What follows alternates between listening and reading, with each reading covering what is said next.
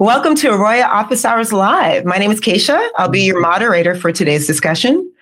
A couple of reminders before we get started. This hour is your chance to hear from the experts, get answers in real time about data you're seeing with your grow, and share cultivation tips and tricks with other growers in this exciting industry.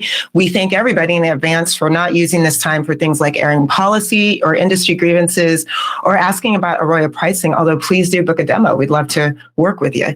Feel free to type your questions in the chat at any time. If your question is selected, we'll have you unmute yourself and ask away. Plus, as a special treat, we're sending an AROYA hat to anyone who asks a question for the first time during today's live session. We're limiting that to U.S. residents only, and we want to send that one hat per household. So if you already got a hat, thank you for letting somebody else get one. Seth, my friend, happy Thursday. Hey, Keisha, happy Thursday. How are you doing today? I'm doing good. It's just me and you today. Yeah. I'm going to start asking some questions that we got from Instagram. You ready for the first one? Sure, let's go for it. When crop steering, is the idea to match DLI from the last day of the 18/6 vegetative photo period to the DLA of day one of the 12/12 generative photo period? Or are you trying to match PPFD? Please tell me you know what all of that means. Yeah, of course. We're actually trying to match DLI because DLI gives us the total amount of photons that plant is receiving, in a given area during the daytime. Basically, we want to match, the same number of photons coming from veg into flower. So going about that becomes like, all right, we have PPFD times seconds that the lights are on, and that gives us DLI. So using that equation, we just factor in 12 hours versus 18 hours, and we can get our adjusted PPFD. So, the goal is we want to harden those plants off to light as much as possible in veg so that we're not spending time in flower, production time, building the plant up to be able to take advantage of that higher light environment. So if we can hit the ground running, that's the goal. Get them hardened off, get as much chloroplast made, as much chlorophyll built up as possible. And, remember that the reason we have to harden these plants off to light is because we are cloning them in a low light environment. When you throw a seed out into the field, there we go. The sun doesn't dim down when that thing sprouts. It's just used to full blast from day one, so it's adapting to it throughout its whole life rather than us trying to get it up to speed with this artificial environment. Yeah, getting that, dialing it all in, so important. Okay, so question 2 from Twisted Pistol. When crop steering, are you increasing VPD as a generative tactic as well as osmotic stress in the beginning of the flowering period? Or is increasing VPD only reserved for later in flower? So early on in flower, we are pretty low VPD. Part of that is because the plant can tolerate it, and we want to slowly increase transpiration in the plant as it gets bigger, and it has the possibility to transpire more. Later on in flower, getting our VPD high is very important because if we go too low on our VPD, aka too high in humidity, we're going to run into issues with botrytis, mold. All of those undesirable things we don't want to deal with. And unfortunately, part of that is later in flower, really avoiding those conditions that could cause things like that to grow. So part of it's for plant health or for plant growth, and then the other part of it's for plant health. Let's put it that way. Awesome. Great. And just a reminder, attendees, if you have any questions about crop steering, sensors, data that you're seeing with your grow, we want to hear from you. So please do type a question in the chat so we can hear from Seth. All right, my friend, I have another question here. All right, this one comes from Chicken Arnold, and he brought up some interesting terms that I had never heard before, so I had to look them up. All right. Does unevencation, which I looked up, it means positive ions, / anion, which is negative ions, ratio, determine nutrient balance or pH stability? Well, our pH stability is directly related on that cation to anion balance in our runoff or in the soil or in the nutrient solution in the substrate. So, pH is negative log of our positive hydrogen ions. So as the plant uses up more of those cations or negatively charged ions, the concentration of positively charged ions goes up, resulting in a lower pH.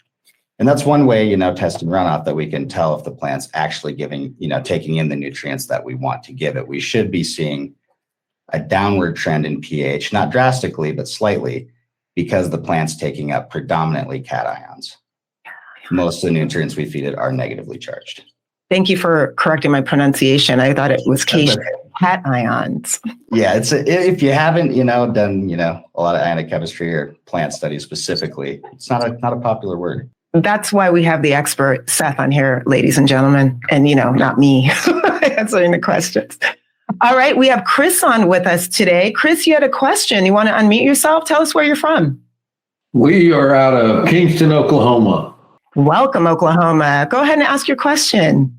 Yeah, I use a recirculating system, and I'm trying to figure out how one goes about crop steering with such a system.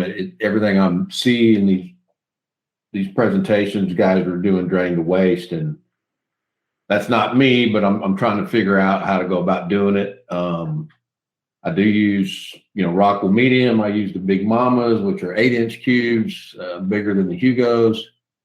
And feeding the Rockwell, to me, is what it all kind of comes down to. And that's where I'm starting to get really conflicted, figuring out, y'all talk about not getting any runoff, and it's just like there's no way with a recirculating system that I'm not going to have runoff, but my runoff is what's going right back in. So, right. I'm trying to figure out, is there, what I have in my reservoir, it should be what's in my cube, or maybe not. I don't know. That's where I'm trying to get some things cleared up and trying to figure out how to go about the crop steering. I feel like my whole career, I've been pushing my plants really hard vegetatively, based on the way I feed. And now I'm seeing the importance of getting dry backs when the time is best for them. So in trying to learn how to do that, I guess I can't get past step one, which is how the hell am I going to do it with a recirculating system? Gotcha. So are you running flood and drain or a drip system with your recirc? No, I feed on the top. So I got caps on top of my 8-inch cube that diffuse the water, those FloorFlex caps, and feed from the top and drains out the bottom, goes into the res, and that's where it's just a continuous circle from there. Right. So there's a few ways to look at manipulating EC in the root zone. So where you're going for with the recirculating is trying to keep your root zone pretty similar to your feed EC, right? You're constantly flushing everything through the block. Unfortunately, unless you want to constantly adjust that pH, or not pH, but your EC in the reservoir to compensate for everything the plant's pulling out, it's going to be really hard to crop steer there, because what we're really going for in our, generally the crop steering strategies that we promote focus on feeding at a lower EC, say that 2 to 3 range, and then using runoff to control the EC in the media.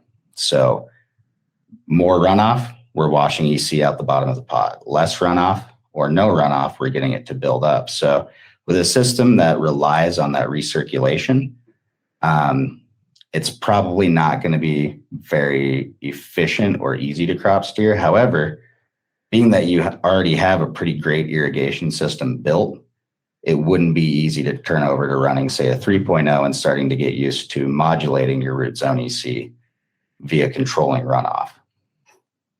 Right. And what I wonder about, so, let's say on a Tuesday, I basically go fresh newts, and I'm sitting at a, mid twos EC.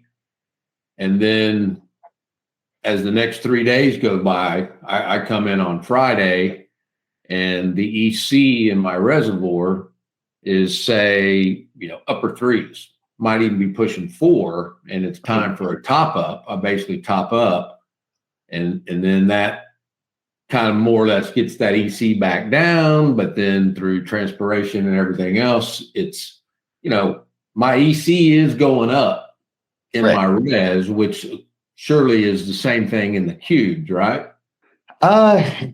Yes and no. It's really tough to say unless you have a sensor in there, because using leachate or runoff to really judge that's pretty tough, because you're trying to look, you're using a charged solution and trying to figure out after you ran it through this media, well, what was not in the media, what got pulled out by the plant, but you're doing that with, a solution that's already a solution. We're not doing it with like deionized water and pulling out just what's in the block.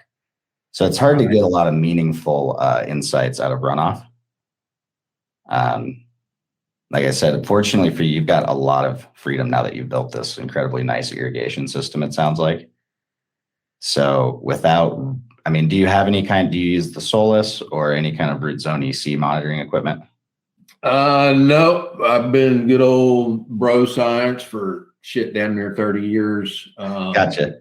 And yeah. And for years, about 3 years ago. And with that, becomes, hey, I can actually go learn something and put some science to this. And that's what got me into, awesome. to y'all stuff with the crop steering. And I'm sitting there like, okay, best I can tell, I've been crop steering. I just hadn't been going both ways. I've been going one way with it. I mean, I grow humongous plants. Right. And my thinking is, okay, I'm probably not finishing them as good as I can because I don't really change the feeding in such that I'm going to actually be getting drybacks. I always just fed 3-4 times a day, pretty much scattered throughout the day. And for 15 minutes, I watered my cube to where the first thing I heard is, as soon as you start watering rockwool and you get in the runoff, you're flushing it. And to me, it's like, well,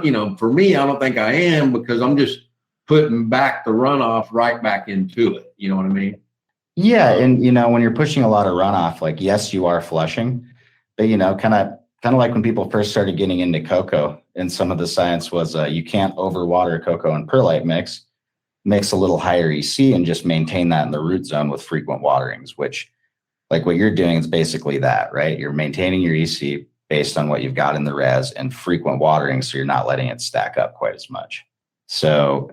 Right. And then my EC is going up as days go on because the plant's pulling the water out and it's making the EC go up. It's almost like when you guys talk about it with the drained away, is how you're building that EC and you're layering those feedings on top of each other to do that.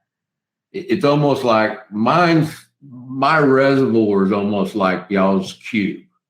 It's like my EC is going up in the res because there's water coming out at a faster rate than the newts, which surely is the same thing happening in the cube. And that is the goal, right? You're trying to get the EC higher than the root zone EC, right? We want your root zone EC to be higher than your feed EC. And that's the whole point of using less runoff to modulate that EC. Part of the idea is. And then the steering aspect, the generative steering is you're making that plant think that it's not going to get the water and therefore start focusing on reproduction. But you're doing that from the difference in EC and the root zone and by the higher EC in the cube, right? Or am I misunderstanding that? The generative Q actually has to do with the space between irrigations. So higher EC does put more water stress on by making it harder for the plant to uptake water. But what we're looking for in that generative Q is to actually have, let's say, a 1 to 2 hour irrigation window and then a 22 to 23 hour dryback. In vegetative steering, when we're there, we're giving it those small shots all day. That's like throwing an air stone into your deep water culture tank. Right. You're oxygenating those roots and telling the plant to grow, grow, grow. Like when we're doing that, the plant thinks it's raining and sunny at the same time somehow. And then in general, you're obviously starting out vegetatively, and then at some point you give it a cue to say, hey, wait a minute here, let's work on some flowers. But then are you taking it back once those flowers set? You're saying, hey, let's grow those flowers real big, or are you still technically in that generative stage, or are you flipping back to vegetative? So at times, yeah, depending on the strain, especially we'll go back to a vegetative or bulking phase mid-cycle and then switch back to a generative ripening phase for the last couple of weeks. So 2 weeks is the general time frame for that plant to actually receive that cue and do something with it. Your plants will respond faster than you would think to those cues. That's why it's important to, be consistent and not mix up your cues one way or the other. You're going to go generative for a while at the beginning, in early flower while your plant's stretching. You don't want to switch to vegetative for a few days and then switch back to generative and vice versa. You want to finish out that generative phase, go to your bulking phase for a few weeks, and then go to your ripening phase for your final 2 to 3 weeks. So ripening is about a 2 to 3 weeker. Yep. In it, honestly, all of these crop steering techniques are very strain specific. I've grown some strains before where we were never able to hit bulking because they started hitting the lights or went above it. Yeah. All we could do is run it generatively. You run that one 10 times and go, man, I can't get this thing under control. I'm going to look for some better genetics, because at the end of the day, you got to work with what works in your facility too, to be profitable. Right. And what to me gets even crazier is the fact that a lot of times you might think it's the genetic, but in all reality, it's the way you're growing it. I mean, it's the way you're feeding it. I mean, if you can grow a monster plant just by giving it water all day, and versus another guy who thinks, no, we don't want to give it water all day. He might have a shorter plant and he thinks that it's a shitty genetic, where the next guy's like, I got these monsters and it's the exact same strain. I mean, how can it be? Absolutely. And that's just why you need, data logging helps so much. It gives us that 24/7 insight to actually see all the differences between those two situations and start to make those choices. If you're just, especially the cyclical nature of farming, once you're, I'm sure 50, 60 crops deep, say on some strains particularly, like if you've grown the same strain 50 times, trying to remember, you remember when it did weird stuff, you won't ever remember what day. Exactly, if you didn't write it down. You'll kind of know, and it's pretty fascinating. The fact that the plant responds to such nuances, it's something just, as simple as the watering cycle of it. I guess in an ideal world, I would switch to a drain to waste type setup, but that's just not the way my facility's set.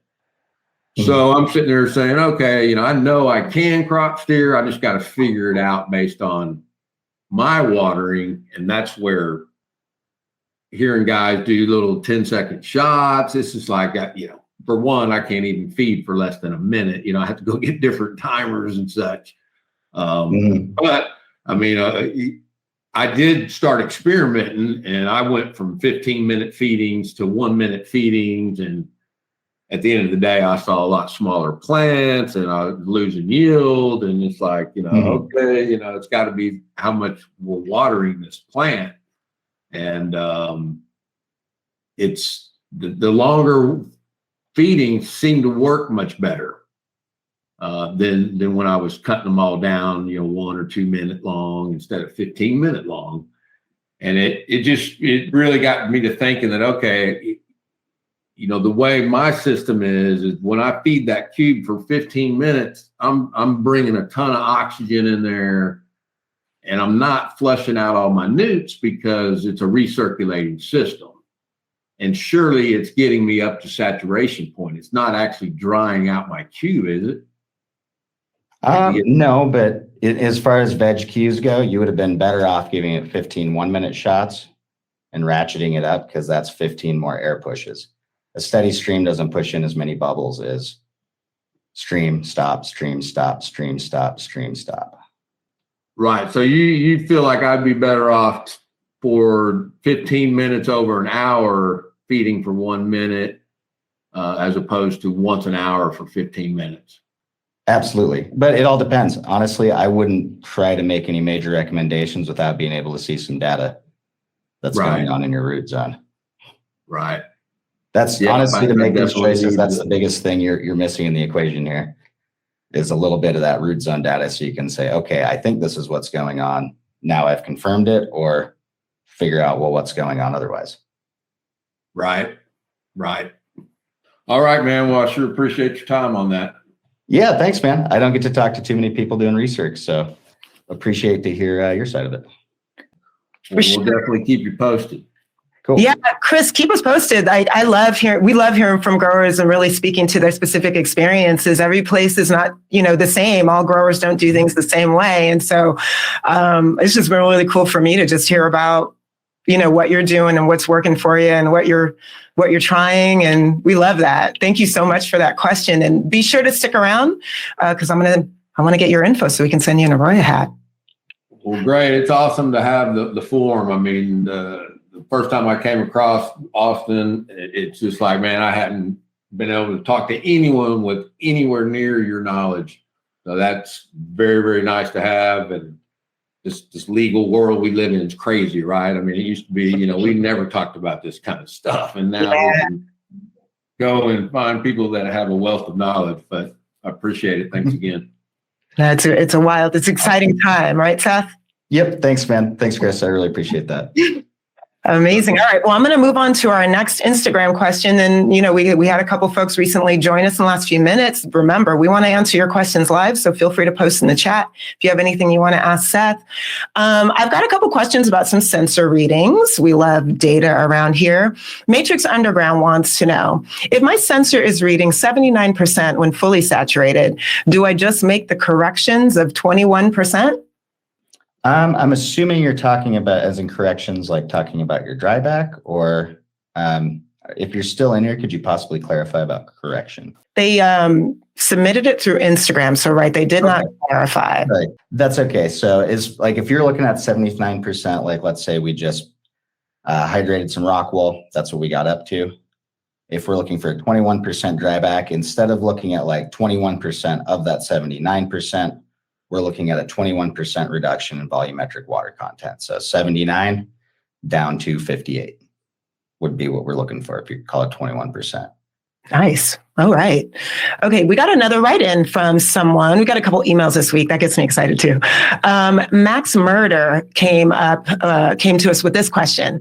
I'm in 1.3 gallon pots of canna cocoa feeding 2.6 to 3.0 EC, 5.8 to 6.0 pH. I measure the runoff daily for percentages and adjust feeds to stay in Vegrogen steering. I also measure the EC and pH of the runoff at the same time. Can you explain what's going on with my runoff pH slowly dropping? It's normally low 5s, but has gotten as low as 4.8. So that can point to a few things. Obviously, at a certain point, that plant's really hungry. I would be looking at possibly, part of it, like how far into the cycle are you? Are you hitting bulking and your plants are really chomping through your EC? The other thing to look at is like your plants themselves. How do they look? Are we seeing some deficiencies? And then the final thing is, what is your root zone EC actually? Because if you're only judging that from runoff, you're not seeing the full picture. You're getting the lowest point of your EC in the daytime, whereas like your plant might be pushing a super high EC that you're not seeing. And the actual ions that are left behind in that media are going to dictate that lower EC. So we really need to see a little more data to figure out exactly what's going on. Okay, great. I've got another question here from Instagram. This is from Northeast Labs. And just for everyone who's on with us, let us know what questions you have. We want to talk to you about your data. They want to know, how long should I stay in veg steering after the gen stretch? Again, that's quite strain dependent, typically 2 to 4 weeks. Like I said, your results may vary. If you've got a strain that really likes to start stretching again or attempt to stretch, or it gets kind of some loose bud structure or more leafy growth, you're going to want to push it less vegetatively or less length of time vegetatively. Excellent. We got Shark Mouse Farms on with us today. Shark Mouse, you have a question. In your opinion, what is the largest impacting factor in optimizing our osmotic potential in order to maximize our peak EC at each stage? Well, to be honest, modulating your runoff in order to be able to control that EC precisely and avoiding big swings. And when I say that, like, let's say we're looking for a range of 4 to 8 or 4 to 11 or 5 to 11 EC, that's the exact range we want to stay in. When I say 4 to 11, we're looking not for like, say, a 5.5 average or 7.5 average. That's the distance we want to see in that swing. When we go really far outside of that, we are going outside of our normal constraints of osmotic stress and adding additional stress to the plant. While that plant's growing, it's building up sugar in its roots in order to still pull in water and nutrients from the environment surrounding it. So I mean, the plant can't adjust the amount of sugar in those root cells as quickly as you and I can adjust the feed EC in the medium. So finding that range where the plant is happy and then being consistent with it is probably the two biggest factors in being able to maximize our peak EC at each stage, or take, the most advantage of the EC we have in the block. Shark Mouse Farms, put us a little note in the chat. Let us know if you got your question answered. Yeah. Cool. Awesome. Thank you. Thank you for asking. Let us know if you have any other questions. Okay. So Seth, I got a couple questions this week from Instagram. Someone asked about, do I need to be a licensed facility for the data logger? Someone else asked, when is AROYA arriving in the United Kingdom? So it seemed like maybe our community could use like an overview of, who we support with AROYA, who are, given a general idea of our clients are, what markets they serve. Can you kind of give us an overview of that today? Yeah. So, I mean, the primary reason that we are only in licensed facilities at the moment is we use in the US, it's not the FAA, but basically the radio frequency we use is business class. So we can't legally sell it to home applications or anyone that doesn't have a business license even. Like, it can be difficult depending on the situation to even get in with some, medical home growers. And that's the only reason is FCC. There we go.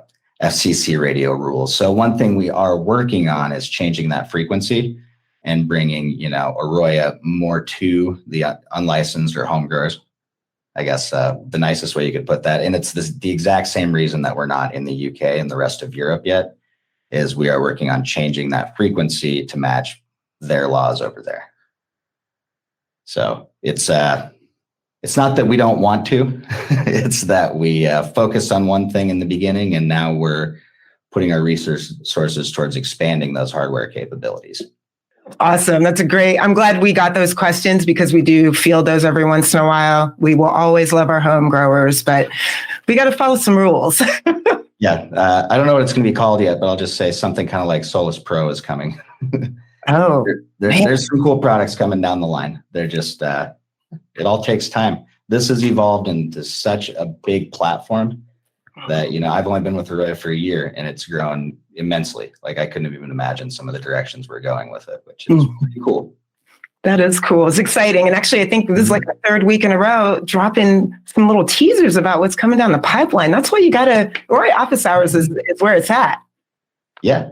It's where you're going to get the inside line. That's it. Okay. So I got another one for you, Seth. This is my own question. I actually was at an industry event yesterday and came across two growers familiar with AROYA. One was really excited about it. The other was less so. The one who was less excited was like, a computer can't tell me how to grow weed. And I was like, I wonder what Seth would say to something like that. So now's my chance to ask. So yeah, how would you respond if you'd heard something like that? You know what? There's still always going to be the human factor. There's certainly a huge skill in being able to look at that graph and then determine, okay, you've got to have the mechanical skills to operate your HVAC system, or pay someone to solve that. I mean, you either have to know how to fix all these problems or make these adjustments, or pay someone who does. And that's certainly a reality. But at the end of the day, using a computer or science is going to allow you to optimize your efficiency in the situation. So like, yes, you can do absolutely great by feel, no doubt. But are you going to be able to repeat that the same way? Are you going to be able to optimize it? This would be like saying, can I crop steer by hand watering? And the answer is kind of, but probably not as precisely as you could with technology.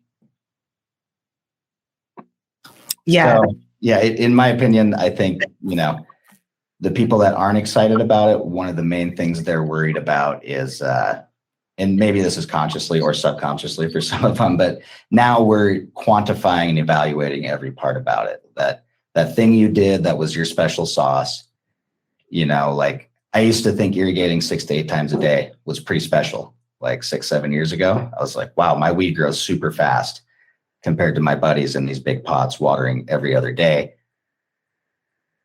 But in reality, now that I have, data logging equipment, I can actually be way more efficient about it. But at the time, I was like, yeah, that's super cool. Like, I made this observation. It seems to be reliable. It works. But now I can take that to the next level using tools like AROYA. So let's talk about that a little bit more in detail. Like, in general, let's touch on what is crop steering, and then does AROYA help enable cultivators to do it? Crop steering is just the manipulation of your environment and irrigation in order to optimize plant growth or steer it in a direction we want. So basically, by applying different types of stress, we can directly impact plant morphology. And by doing it over and over and recording the results, we can predictably impact plant morphology.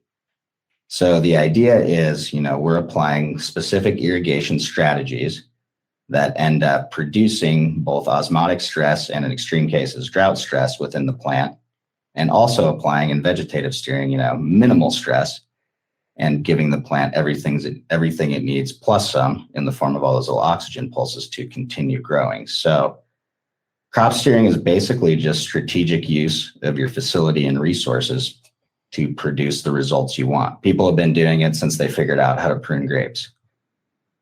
It's not new. We've just put new words on it. And again, AROYA is helping people really, really dial it in and repeat those results. That's the key, really, is, building a recipe that you can repeat. Getting that consistency, which the patients and customers want. Yeah, exactly. And it's important for your business. I mean, for any producer, you want to be able to have a basically guaranteed amount of product that you can sell every month or every other month or whatever your interval is. You want that to be the same or increasing. If you're locked in on square footage, you don't want, unless you're planning on getting some crazy premium for a strain that does not yield well for you, you always want to maximize that. That's the nature of business, I think. Yep. Keep on growing. All right. Well, I actually have asked all of the questions submitted so far. Maybe our attendees in the last couple minutes here, if you have any questions that for Seth that we can touch on, we'd love to hear from you. But, until that happens, Seth, you excited for 420? What are you doing? Yeah. Actually, what day is 420 next week? Next Wednesday? Well, I'll be in Portland visiting some weed farms, so something fun. Well, I'm glad I brought it up, and everybody else is on with us. Happy almost 420. Our next broadcast will be after 420, but I don't know. It's certainly on my mind. It's my favorite time of year. For sure. Awesome. Well, I think maybe that's it. I just saw one pop up in the in-call messages. Oh, yeah. There's some of the biggest features of kiosk. Yes. What are some of the biggest features? I'll start with that and I'll get back to you, Chris. Basically, kiosk is an awesome way to have that tablet mounted somewhere in your facility and to have a gauge view of that room. So instead of staring at graphs, you can go look at some quick averages, get an idea, and move on with your day, and also go check, the tasks associated with that room or log in and view your tasks. But for me, the biggest feature is the at a glance look. Hey, this is simplified. I don't have to make sure and check that I'm in the right room, looking at the graph. Nope, this kiosk lives here. It's displaying this room data. There we go. And also allowing people to not, employees to still access their tasks without getting their own phone all sticky. That's probably huge as well. As far as Oklahoma goes, Chris, I have not personally been down there for this job yet. But we'll get down there. We have quite a few customers in Oklahoma, and we're always looking for more. In fact, we're working on metric integration in Oklahoma as well. And sorry, we got one more here from Sharkmouse. He wants to know, I'd like to get your thoughts on UV inputs since the peer-reviewed data is so conflicted. I think UV could be important. We could be missing out on something there. But at the same time, for years of growing under HPS and LEDs that aren't UV supplemented, the herb still turns out great. So I think, unfortunately, I have to agree with you. The peer-reviewed data is pretty conflicted at the moment, with people finding some significance and others finding no significance. And, for all we know right now, it could be kind of like there's an argument, about a decade ago with molybdenum and nickel as essential plant elements. And depending on what varieties of the same plants they tested it on, they got different results. So in that specific case, there's a lot of research, and in the end, it was like, well, some need it, some don't. So that's kind of how I feel about UV. It's awesome if you can afford it. but I wouldn't worry about it. Shark Mass Farms, great question. Thank you so much. Things are just changing so fast, right? Like constantly. Oh yeah. Seeing your comment here about metric. Everybody's favorite topic, but it has to be done. Stay ready so you don't have to get ready. That's what we say about metric around here. Amazing. Yeah, no, Seth, it looks like Chris is ready to host you. Yeah. I haven't been to Lake Texoma in about 25 years. So, maybe it's time to go back down there. Who knows? Awesome. Well, this has been a great show. I think those are all the questions we have for today. Seth, we held it down. I hope you're we made it through. I was scared without Jason, but we can lean into education. It worked out. We're two peas in a pod, just talking about cannabis. It's so exciting to have all you folks on with us today. Chris, just want to point out for you personally, please stick around for just a few more minutes so I can get your contact info. But thank you all so much for joining us for this week's session of AROYA Office Hours Live. If you have any questions about AROYA, how it can be used to improve your cultivation production process, or any other topic you would like for us to cover in a future Office Hours episode, please let us know by sending us a message in the chat. Shoot us an email at support.aroya@metergroup.com or send us a DM over Instagram. We want to hear from you. We record every session. Everybody who's on today will receive an email link to the video by email, rather. And then we'll also put the video on our AROYA YouTube channel. Like, subscribe, and share while you're there. And if you find these conversations helpful, please feel free to share with your network and spread the word. We'll look forward to seeing you all next time. Thank you all so much. Thanks, everyone. Thanks, Keisha.